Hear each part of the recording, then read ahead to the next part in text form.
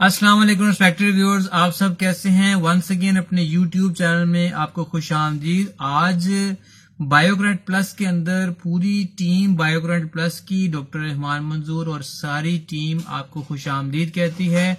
नाजरीन, आज हमारा टॉपिक ऑफ कंसर्न है मैनिया, एंग्जाइटी, रेस्टलेसनेस, डिस्कम्फर्ट और इसके अलावा शिजोफ्रेनिया। ये वो मेंटल डिसऑर्डर्स हैं जिनके बारे में आज आपको मैं बताऊंगा कि ये हैं क्या।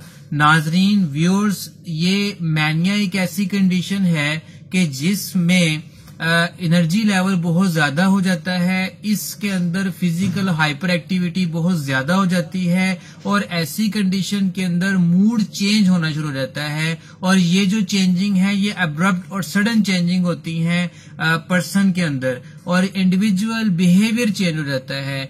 दूसरे नंबर पे शिजोफ्रेनिया, जो ये भी मूड का चेंज होता है, ये भी शिजोफ्रेनिया में भी सेम कंडीशन होती है जो कि एक एपिसोड है मेंटल डिसऑर्डर का।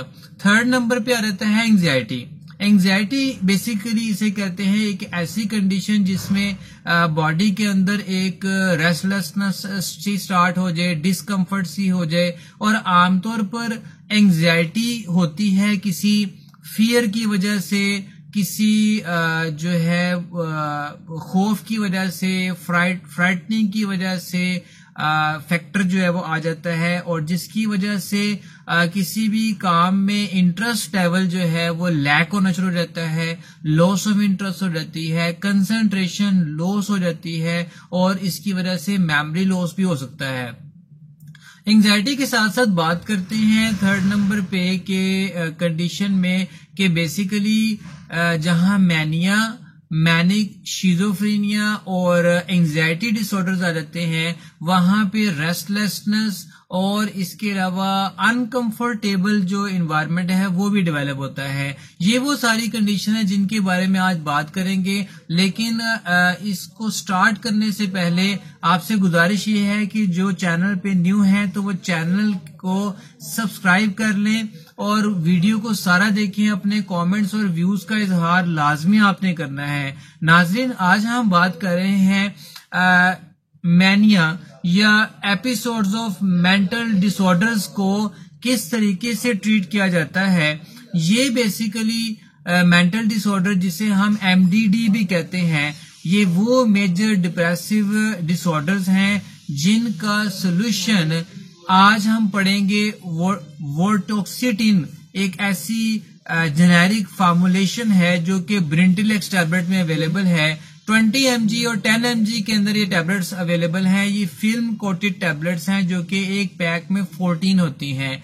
ब्रिंटिलेक्स टैबलेट 20 mg के अंदर वोर्टोक्सिटिन के नाम से एक ऐसा फार्मूलेशन है जिसका लिंक करता है ड्रग की कैटेगरी से, जिसका नाम है anti depressant selective serotonin reuptake inhibitor, जिसे SSRI भी कहते हैं। जिनका मकसद क्या है कि इसने एंग्जाइटी को खत्म करना है और इसने जो है रेस्टलेसनेस को खत्म करना है, इसने मैनिया को खत्म करना है और इसने शिजोफ्रेनिया को भी खत्म करना है। इसके अलावा इसका जो मेजर रोल है, जहां रेस्टलेस एंग्जाइटी को खत्म करना है, वहां इसका ये भी रोल है कि अगर इसकी डोज को कंसिस्टेंसी स्टार्ट करेंगे तो बॉडी के अंदर जो रेस्टलेसनेस है वो तो खत्म हो जाएगी।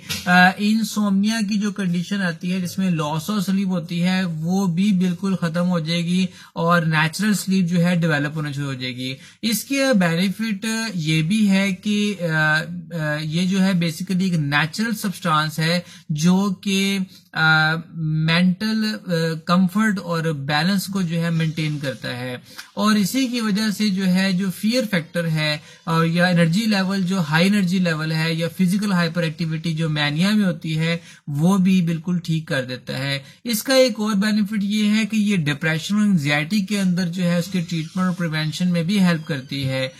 तो इस लिहाज से एक बड़ी ही इंपॉर्टेंट और बड़ी यूनिक और पावरफुल स्ट्रॉन्ग एक टैबलेट है जो कि डिप्रेशन को मेंटेन करती है और सारे डिसऑर्डर्स को मेंटेन करती है।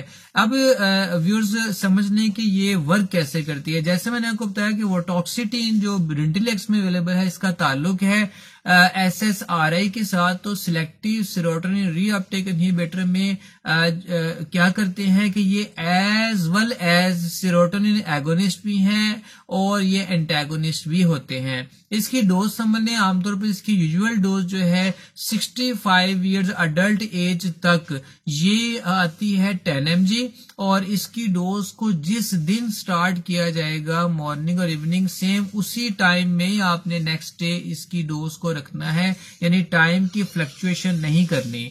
इसके अलावा जो है वो 10 mg इसकी स्टार्टिंग डोज है। इस डोज को आप फूड के बगैर भी ले सकते हैं, खाने के बगैर भी ले सकते हैं और खाने के साथ भी ले सकते हैं, ताकि डायरिया और वॉमिटिंग से, फ्लैचुलेंस से बचा जाए। और इसके अलावा जो है मोटॉक्सिटिन ब्रिंटिलेक्स जो टैबलेट है, इसका जो इस्तेमाल है वो रेगुलर बेसिस पे होता है, यानी मॉर्निंग और इवनिंग में इसकी डोज को लिया जा सकता है। इसकी इंट्रैक्शन देखते हैं। इसका जो सबसे बड़ा इंट्रैक्शन है वो बसरोन टैबलेट्स के साथ है।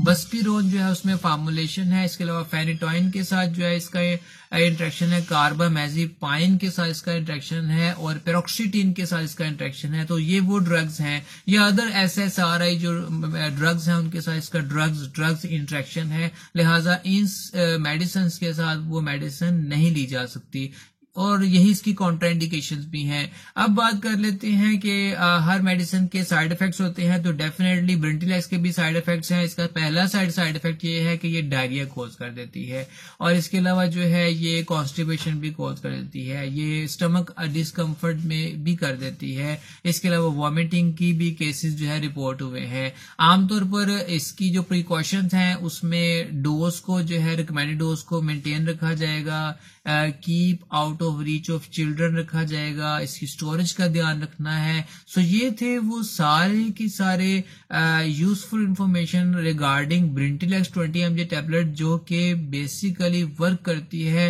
एंटी डिप्रेसेंट टैबलेट के तौर पर। आज का जो लेक्चर है, आज का जो वीडियो है, उम्मीद करता हूं आप उस कॉम्प्रीहेंड कर गए होंगे। अपना और अपनी फैमिली का ख्याल रखिएगा। पाकिस्तान पाइंदाबाद।